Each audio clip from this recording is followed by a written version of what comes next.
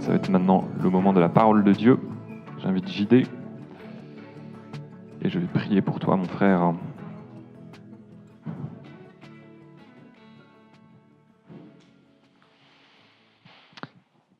Seigneur, j'espère que cette louange nous a permis d'être un peu plus proche de toi.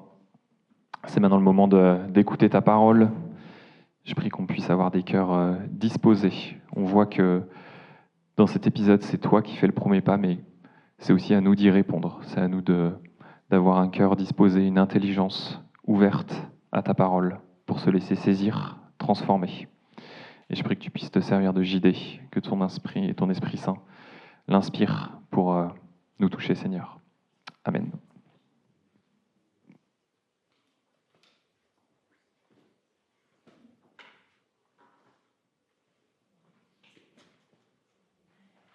Bonjour.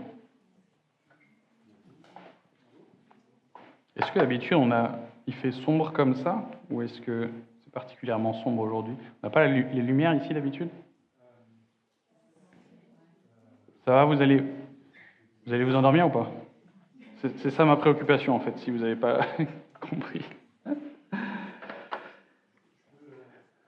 Vas-y. Ah.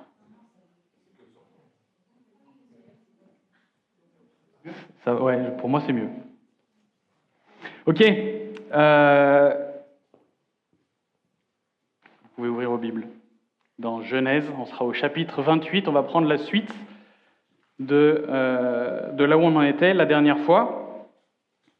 Le texte ne sera pas affiché, donc je vous encourage à prendre une Bible avec vous. Et la question qui nous amène aujourd'hui, c'est où est Dieu? Et cette question, on peut l'aborder sous l'angle un peu métaphysique, un peu philosophique. Où est Dieu? Il est au ciel, et il fait ce qu'il veut. Il est dans nos cœurs, il est partout à chaque instant. Mais la manière dont on va adresser cette question aujourd'hui, ce sera plus où est Dieu dans mes circonstances de vie? Où est Dieu dans ma situation?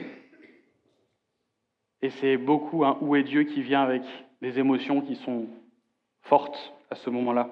La vie nous amène à avoir ce genre de questions, et je pense qu'on est beaucoup à déjà avoir eu ce genre de questions. Et on sera encore beaucoup à l'avoir, cette question-là, et c'est important d'avoir la réponse à cette question avant que les difficultés arrivent. La foi, c'est aussi ça, c'est anticiper, préparer nos réponses de foi quand les situations difficiles seront là. Et c'est ce qu'on va voir, où est Dieu, cette question-là. On a suivi Abraham pendant plusieurs chapitres. On a suivi Isaac, c'était beaucoup plus court. Et là, on va suivre Jacob. Et ça sera à nouveau long. On va suivre Jacob pendant plusieurs chapitres. Et ça va être trop bien de suivre et de découvrir qui est ce Jacob, le père d'Israël, le père des 12 tribus. Et comme on l'a vu la dernière fois, le portrait qu'on a de Jacob, c'est pas ouf.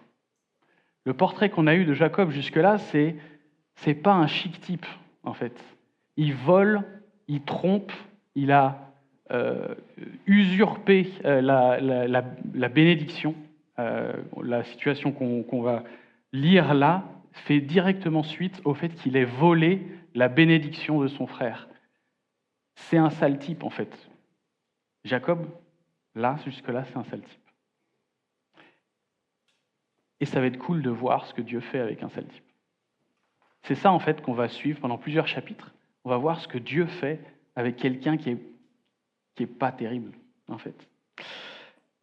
Le contexte, c'est celui-ci. Il vient de voler la bénédiction d'Ésaü, et Ésaü est foudrage. Il veut se venger de son frère, et en fait, il veut le tuer, tout simplement. Et donc, le texte qu'on va lire là maintenant, Genèse 28, à partir du verset 10, fait suite à ce que Jacob a pris la fuite, justement. Je lis Genèse 28, verset 10. Jacob partit de Beer-Shéba et prit la direction de Charan. Arrivé à un certain endroit, il y passa la nuit, car le soleil était couché. il prit une pierre dont il fit son oreiller et se coucha à cet endroit. Il fit un rêve. Une échelle était appuyée sur la terre et son sommet touchait le ciel. Les anges de Dieu montaient et descendaient par cette échelle. L'Éternel se tenait au-dessus d'elle et il dit, « Je suis l'Éternel, le Dieu de ton grand-père Abraham et de Isaac. La terre sur laquelle tu es couché, je te la donnerai à toi et à ta descendance. Ta descendance sera pareille à la poussière de la terre. Tu t'étendras à l'ouest et à l'est, au nord et au sud, et toutes les familles de la terre seront bénies en toi et en ta descendance. Je suis moi-même avec toi. Je te garderai partout où tu iras. Je te ramènerai dans ce pays, car je ne t'abandonnerai pas tant que je n'aurai pas accompli ce que j'ai dit. » Jacob se réveilla et dit, « C'est certain, l'Éternel est dans cet endroit, et moi, je ne le savais pas. » Il eut peur et dit, « Que cet endroit est redoutable. C'est ici que se trouve la maison de Dieu, c'est ici que se trouve la porte du ciel. » Jacob se leva de bon matin, il prit la pierre dont il avait fait son oreiller et en fit un monument et versa de l'huile sur son sommet. Il appela cet endroit Béthel, et la ville s'appelait auparavant Luz. Jacob fit ce vœu. « Si Dieu est avec moi et me garde pendant mon voyage, s'il me donne du pain à manger et des habits à me mettre, et si je reviens dans la paix chez mon père, alors l'Éternel sera mon Dieu. Cette pierre dont je fais un monument sera la maison de Dieu, et je te donnerai la dîme de tout ce que tu me donneras. » Il est dérangeant ce texte. On a un sale type qui vient de faire des crasses abominables, et on a Dieu qui bénit ce sale type. Il est dérangeant, ça nous perturbe, il y a plein de choses qu'on ne comprend pas. Et quand c'est comme ça, notre réflexe, ça doit être de nous dire « Dieu veut me faire changer de point de vue. J'ai un truc qui me dérange, un truc qui gratte là, et il faut que je prenne un autre point de vue. Celui de Dieu, il est ailleurs. Je veux adopter ce que Dieu veut me faire comprendre dans ce truc. » Et on va suivre Jacob. Je vais me planter plusieurs fois entre Abraham et Jacob, vous allez voir. On va suivre Jacob pendant plusieurs chapitres. Et à chaque fois, on veut voir comment est-ce que Dieu veut nous faire changer de point de vue par rapport à tout ce qui nous semble étrange. Dans ce texte, je ferai 2 remarques. La première, les chapitres 10 à 15. Dieu est là et il t'ouvre le ciel. Dieu est là et il t'ouvre le ciel. Deuxième remarque, les chapitres 16 à 22, comment est-ce que tu réponds? Dieu est là, il t'ouvre le ciel. Comment est-ce que tu réponds? On commence avec un Jacob qui est mal, qui est en fuite, qui est démuni, qui est tout seul, au milieu du désert. Je ne sais pas si c'était vraiment désertique au sens il y a du sable partout et machin. En tout cas, il n'y a rien autour de lui. Il est seul dans ce sens-là. Et il regarde derrière lui, il n'y a rien il y a tout qui est abîmé en fait. Jacob, il laisse derrière lui, les traces derrière lui sont moches, sont vilaines en fait. Le frère qu'il avait, il veut se venger, il veut le tuer. Le père qu'il avait, il faut quand même se mettre dans l'idée que la relation qu'ils avaient, Isaac et Jacob, au moment décisif un peu de la fin de vie d'Isaac, qu'est-ce que fait son fils? Il fait l'anguille, il lui fait à l'envers. Ça dénote quand même peut-être d'un problème relationnel entre les deux. Il n'y avait pas grand-chose qui tenait la route, et en tout cas, il a tout balayé. Et sa mère, a priori, il avait une bonne relation avec elle. Elle avait probablement une mauvaise influence sur lui, mais il avait une vraie relation avec elle. Il n'est pas prêt de la revoir. Il part, et pendant des années, il ne va pas revoir sa mère. Il y a des dégâts relationnels derrière Jacob qui sont... Voilà, il a tout cassé. Et ce texte, en premier lieu, il doit nous montrer, nous sauter aux yeux, de voir combien, dans nos relations, notre égoïsme et notre convoitise nous impactent. impacte nos relations. Comment est-ce que notre égoïsme vient mettre le bazar dans nos relations? Ça bousille les relations qu'on a autour de nous, ça blesse, et des fois ça casse vraiment les relations. Dans le couple, évidemment, c'est un terrain où on est particulièrement touché par ce genre de choses. C'est vrai aussi dans la famille. C'est vrai au boulot. En fait, les relations sont faites de deux pécheurs avec deux égocentriques. Et quand il y a un problème de relation, il y a un problème à ce niveau-là. C'est vrai aussi dans l'Église. C'est vrai chaque fois qu'il y a des relations. On doit avoir en tête ce truc de se dire Jacob, il a regardé à lui, il a regardé sa convoitise, il a mis son égoïsme en premier. Voilà ce que ça a donné. Et alors Dieu lui donne un rêve, et on a cette peinture j'ai mis le titre, le nom là, John Van 't Hoff. C'est un peintre contemporain qui expose sur Internet. Je crois que le site c'est gospelimage.com, un truc comme ça. Il fait que des illustrations de la Bible. Vous pouvez les voir, c'est assez chouette. Et on la voit cette scène. En fait, il est endormi. Il y a cette grande échelle. C'est un peu dramatique comme tableau en fait. Et Dieu a un message à faire passer à Jacob. Très clairement, Dieu a un message à faire passer à Jacob. Et Jacob, il comprend très bien ce message, en fait. Il se réveille et il dit « La porte du ciel est là ». Le message, il est clair. Il voit cette grande échelle appuyée contre le ciel et aussi contre la terre. Le lien entre le ciel et la terre, il est là. Jacob le comprend très bien. La porte du ciel est là. Et dans le tableau que Dieu peint devant les yeux de Jacob, il y a aussi tous ces anges. Et le tableau, il était clair avec juste l'échelle.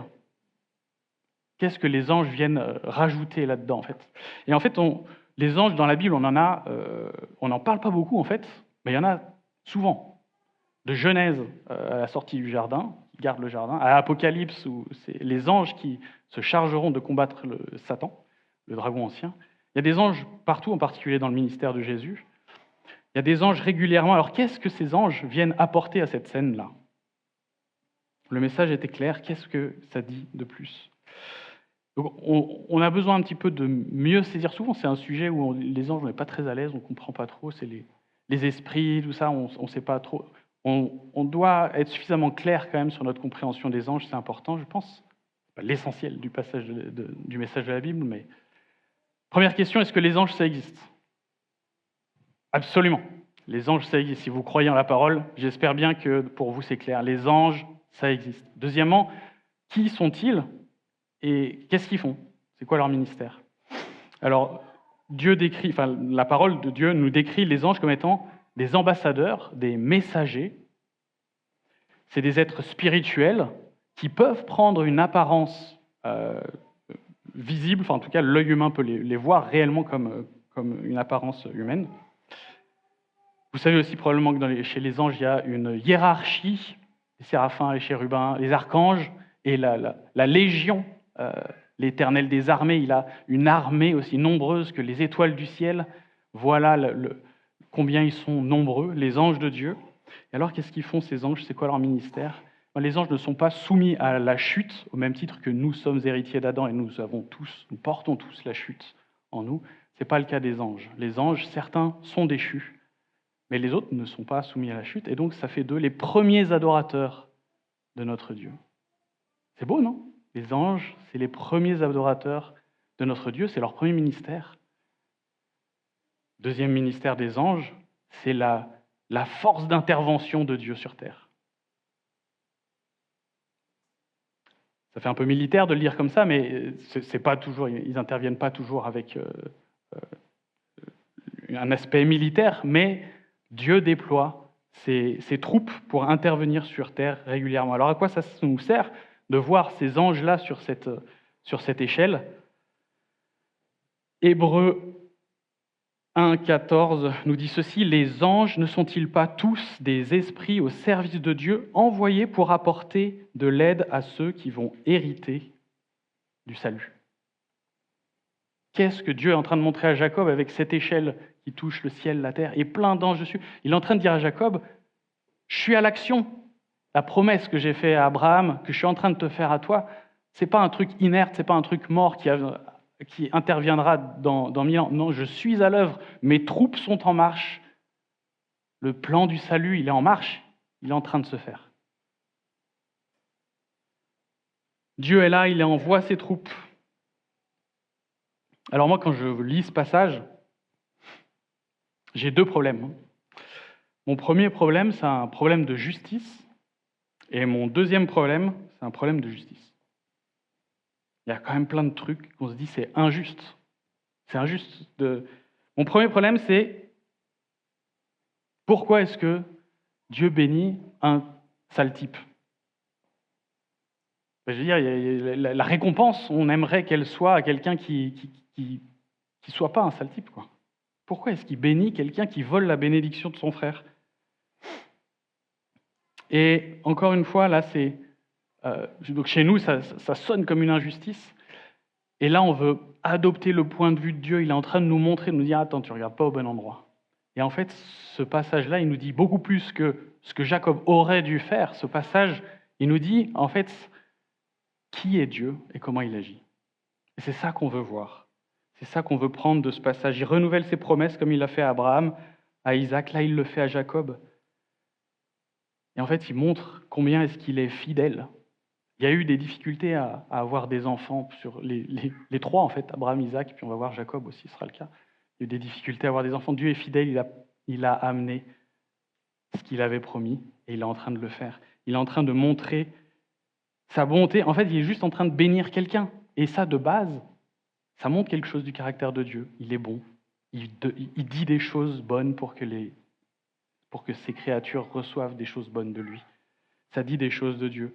On a aussi quelqu'un ici, là, qui traîne des casseroles derrière lui, on l'a dit. Dieu ne souligne pas ses fautes. Il lui dit pas, Jacob, je t'aime, mais franchement, reviens quand tu auras un casier judiciaire qui sera propre, quoi. Il lui dit pas ça. Il est là, il lui fait miséricorde. Il est aussi compatissant. Il a son enfant qui est au milieu du désert, il n'y a personne autour de lui, qui est en difficulté, en fuite. Il voit sa difficulté et il lui dit, je serai avec toi tous les jours. Je t'accompagnerai, je t'accorderai ma protection. Voilà ce texte, plutôt que résonner chez nous comme une injustice, on devrait le voir vraiment comme quelque chose qui nous montre quelque chose du caractère de Dieu. Mon deuxième problème de justice, c'est celui de l'élection. Ce fameux sujet, on a vu pourquoi Dieu a choisi Abraham déjà. Il y avait des milliers, des millions de personnes sur la terre. Pourquoi est-ce que Dieu a choisi Abraham? On a eu Isaac. Pourquoi Isaac plus que Ismaël? Et là, maintenant, on a Jacob. Et pourquoi Jacob? Pourquoi Jacob et pas Ésaü? Et là encore, on se retrouve avec notre système émotionnel qui s'active. Il y a une injustice. Il y a quelque chose de pas normal. Et ce truc-là, on doit vraiment s'en méfier. On vit dans une société où les émotions sont synonymes de vérité. Je ne sais pas si vous avez cette lecture-là, mais la société occidentale a élevé les émotions individuelles comme une vérité absolue. Et chacun a une forme de vérité qui résonne avec ses émotions à l'intérieur de soi. Et on doit vraiment, avec la parole de Dieu, apprendre à dire les émotions ne sont pas mauvaises, c'est pas ce que je suis en train de dire. Elles ne sont pas mauvaises en elles-mêmes, mais on doit apprendre à les décrypter à la lumière de la vérité de Dieu. Ça doit être ça notre réflexe. Quand on a des émotions, on doit venir appliquer la vérité de Dieu dessus pour se rendre compte si c'est une bonne émotion ou pas. Et alors, quand on applique cette vérité à Jacob et Ésaü, on va dans Romains 9, 13 à 15, que je vous lis. « J'ai aimé Jacob et j'ai détesté Ésaü. » Wow. Que dirons-nous donc? Dieu serait-il injuste? Certainement pas. En effet, il dit à Moïse, « Je ferai grâce à qui je veux faire grâce et j'aurai compassion de qui je veux avoir compassion. » Ça nous dit quoi ce passage? En fait, Dieu, il aurait dû dire, « J'ai détesté Ésaü et j'aurais détesté Jacob aussi normalement. Normalement, il n'y aurait pas de Jacob. Il n'y a pas d'Ésaü, il n'y aurait pas de Jacob non plus. Et quand on le voit comme ça, on voit beaucoup mieux la grâce qui est là. Dieu fait grâce. Il a compassion de Jacob. Et ce truc d'élection là qui nous froisse souvent, ça devrait nous amener à la reconnaissance. Si ça ne nous amène pas à la reconnaissance, que ça nous amène plutôt vers quelque chose qui nous chafouine, qui nous chiffonne un peu, on n'a pas encore fait le switch d'adopter vraiment la lecture, la vision de Dieu sur sa grâce. Ce que Dieu veut nous montrer ici, c'est combien sa grâce est grande. Dieu veut réconcilier le ciel et la terre. Dieu veut réconcilier nos relations. L'un ne va pas sans l'autre, évidemment. Même le deuxième a besoin du premier pour que ça puisse être le cas. On a besoin d'être réconcilié avec le ciel pour que nos relations soient réconciliées, elles aussi. Vous l'aurez compris, l'échelle qu'on a devant nos yeux, qui touche le ciel, qui touche la terre, c'est une préfiguration de Christ. Et c'est magnifique de se dire que quasiment 2000 ans avant, Dieu il est en train de montrer à son serviteur Jacob, il dit « Regarde, ça va arriver. Le salut, il sera là. Il est en marche déjà. Le salut, il sera là. Et quand Jésus va venir, c'est ce qu'il va faire. Il va réconcilier le ciel et la terre pour qu'aussi on puisse avoir des relations qui sont réconciliées. » L'évangile de Jean commence avec le prologue, vous savez, qui nous montre très bien Jésus qui vient habiter sur terre. On a aussi ce mouvement-là du ciel qui vient sur la terre. Et quelques versets plus loin, toujours dans le chapitre 1 de l'évangile de Jean, au verset 51, on a ceci, Jésus même, lui-même qui parle, écoutez bien. « En vérité, je vous le dis, vous verrez désormais le ciel ouvert et les anges de Dieu monter et descendre au-dessus du Fils de l'homme. » C'est magnifique. C'est carrément ce qu'on a ici. Le lien, il est évident. Quand Jésus vient sur terre, il vient pour réconcilier le ciel et la terre. Il vient pour réconcilier nos relations aussi.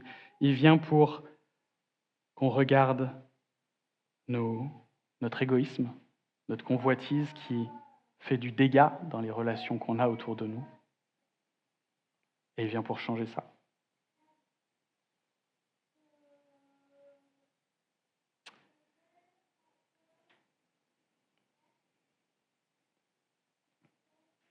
On a vu que Dieu est là, qui nous ouvre le ciel.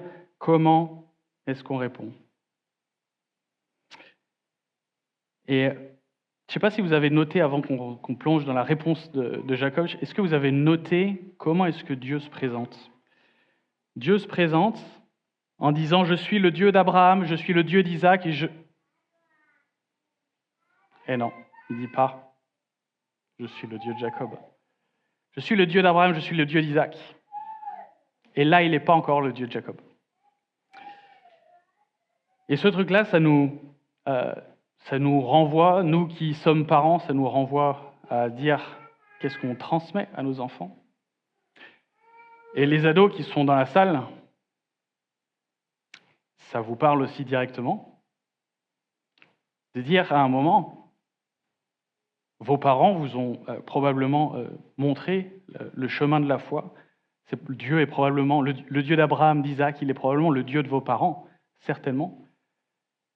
À un moment, ça sera votre Dieu. À un moment, ça sera votre décision. Et ce texte-là nous invite à se poser la question, est-ce que c'est le moment? Est-ce que c'est le moment où le Dieu de mes parents devient aussi mon Dieu? Cette question doit rester allumée chez vous, si vous êtes ado. Et plus généralement, dans notre réponse à nous, on doit saisir chacune de ces occasions pour que cette réponse soit systématiquement au quotidien, dans nos pensées, dans notre cœur. Est-ce que Dieu règne dans nos relations? Est-ce que Dieu est toujours mon Dieu, y compris dans les relations que j'ai? On regarde la réponse d'Abraham, les versets 16 à 17. quelle est la réponse, pas d'Abraham, la réponse de Jacob? Qu'est-ce que fait Jacob quand il se réveille? C'est certain, l'Éternel est dans cet endroit, et moi, je ne le savais pas. Verset 17, que cet endroit est redoutable. Et alors, on doit se poser quand même 2-3 questions. Isaac, il a vécu 2-3 trucs avec Dieu quand même. Le sacrifice, voilà, il a vécu certainement que, on le sait, Dieu est le Dieu de Isaac. Il a certainement transmis des choses à son fils. Alors, est-ce qu'il a mal fait son job? Est-ce que le cœur de Jacob était dur comme la pierre? Ce qu'on constate ici, et c'est assez terrible, c'est que Jacob, il ne connaît pas Dieu. Il ne connaît rien de Dieu, en fait. Dieu lui dit, je serai avec toi partout où tu iras. Qu'est-ce que fait Jacob? Je te construis une maison ici, tu es ici. T'as pas compris, je serai partout. Vraiment, on a l'impression qu'il ne reste rien de ce que Isaac aurait pu transmettre à son fils. Et alors il se réveille et il est terrifié. Il est dans la crainte, c'est décrit qu'il a peur. Et effectivement, je pense qu'on peut avoir peur quand on découvre. Enfin, là, la scène, elle est quand même impressionnante. Et quand on découvre Dieu, en premier regard, je pense que c'est normal d'avoir peur. Il doit certainement se dire, j'ai des casseroles derrière moi que je traîne, j'ai le Dieu de justice qui est là, ça pourrait mal se passer. Et je suis très marqué, moi, de constater que, on l'a vu avec Abraham, la crainte de Dieu, avec les pères de la foi, là, Dieu, en nous donnant la jeunesse comme ça, c'est évident qu'il veut nous montrer le lien qu'il y a entre la foi et la crainte de Dieu.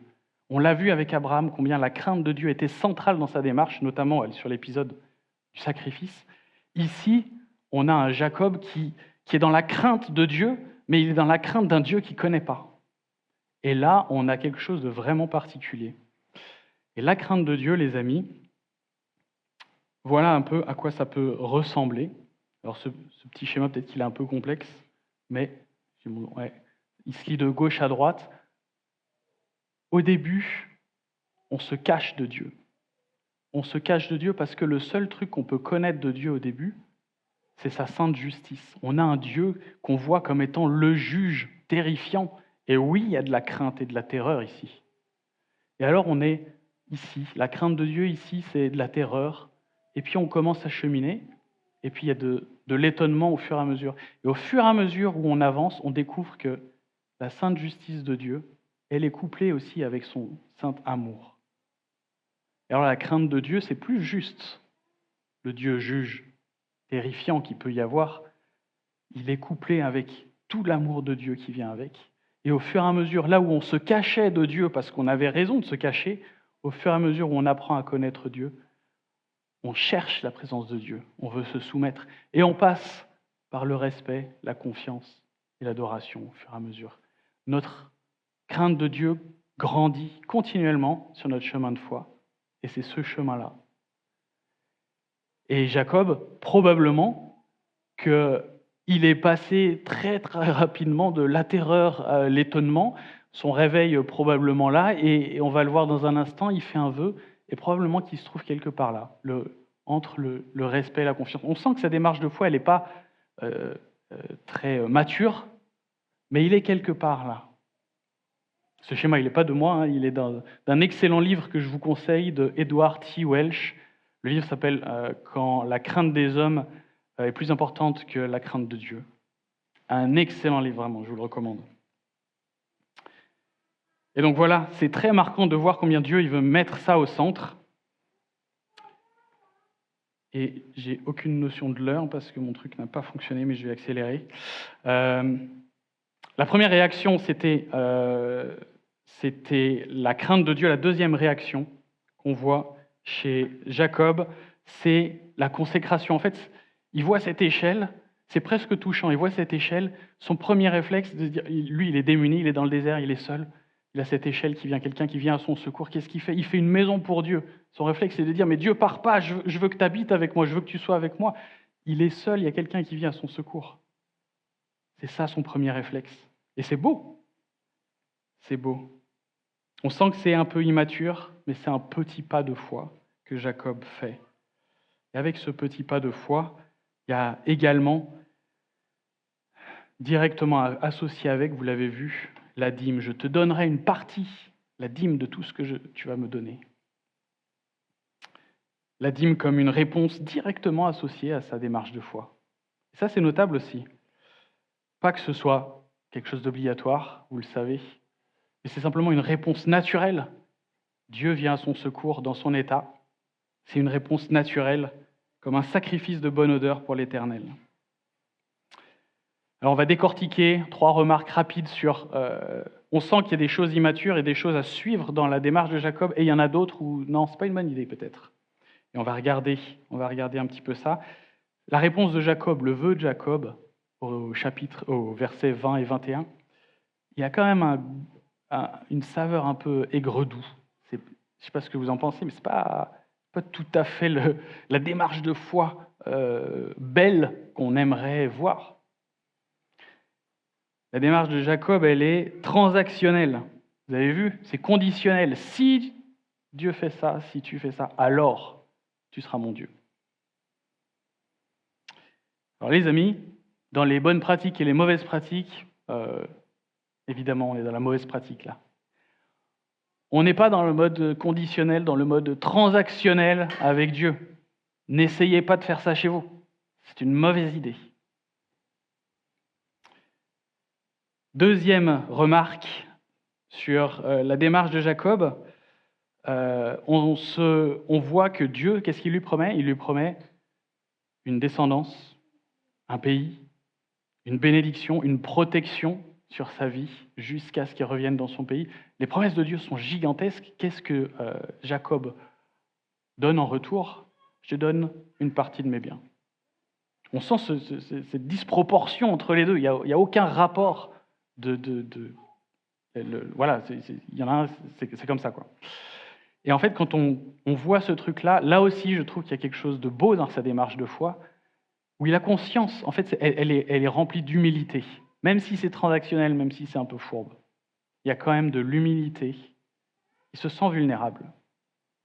Et en fait, il arrive devant Dieu en disant, voilà, tout ce que je peux t'offrir, tu me donneras des choses, je vais t'en remettre une partie.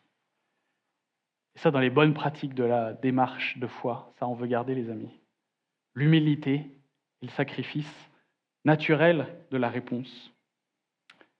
Et troisième remarque sur la réponse de Jacob, vous avez vu, il demande rien d'extraordinaire en fait. Il met un si, d'accord, c'est pas ouf, mais c'est pas des choses extraordinaires. Il lui dit, tu me donnes le vêtement, la nourriture, la protection, tu me ramènes dans mon pays, tu seras mon Dieu. Il lui dit pas, je veux les richesses, la gloire, Première observation. Deuxième observation sur cet aspect-là. En fait, il répète ce que Dieu lui a donné.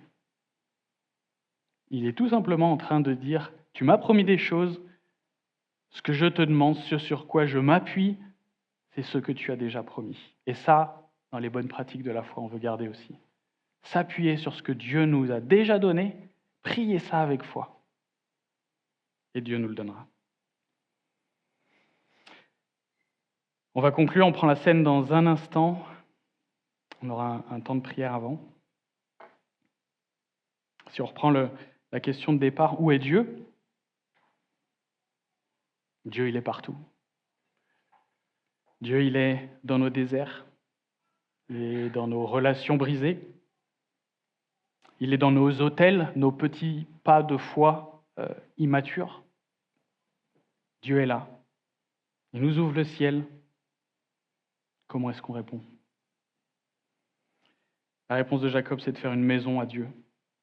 C'est mignon, mais c'est réel. J'espère que nous aussi, on fait une maison à Dieu dans notre cœur, que notre cœur, c'est la maison de Dieu. Quand on fait cette démarche-là, le Seigneur, il arrive, et il refait la déco.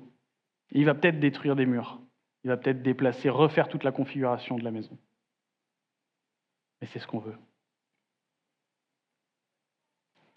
Il va transformer les choses. les relations égoïstes, les réactions égoïstes, les relations brisées de Jacob, les nôtres. Dieu veut les changer. Dieu veut les changer, et pour ça, on peut s'appuyer sur ses promesses, parce que c'est ce qu'il nous dit dans sa parole. Il nous dit « Je veux changer ton cœur ». Et alors prions Dieu qui change nos cœurs pour que ces relations soient rétablies, pour que notre cœur change. Là où Jacob, où nous-mêmes on usurpe, notre réflexe, c'est d'être comme ça.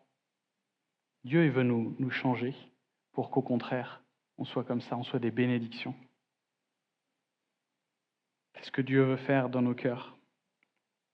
Alors je vous invite à un temps de prière, je conclurai, et puis on aura la scène derrière.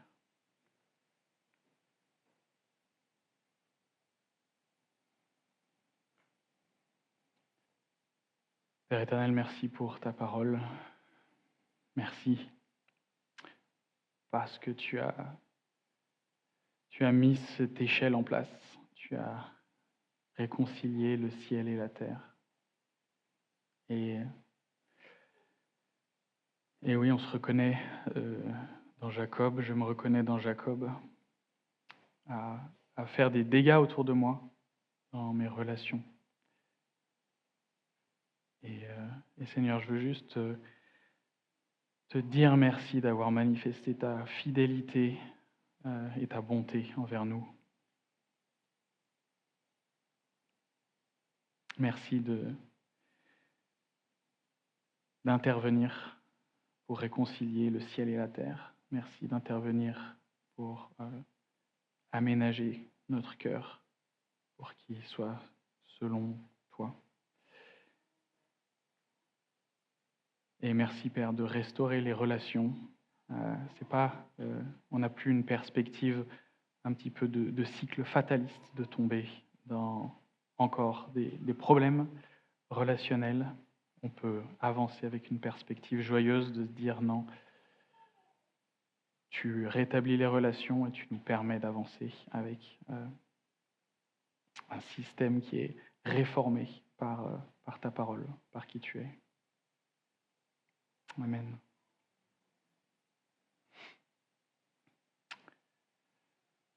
On va passer à la scène, les amis, le repas du Seigneur. Si le Dieu d'Abraham, le Dieu d'Isaac et le Dieu de Jacob est aussi votre Dieu, alors vous êtes les bienvenus à la table du Seigneur si vous avez répondu par la crainte, la consécration au fait qu'il ait ouvert le ciel pour vous.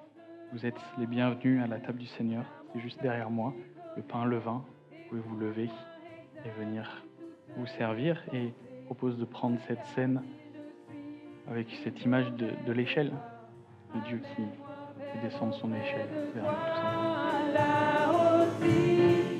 Ta main me conduit.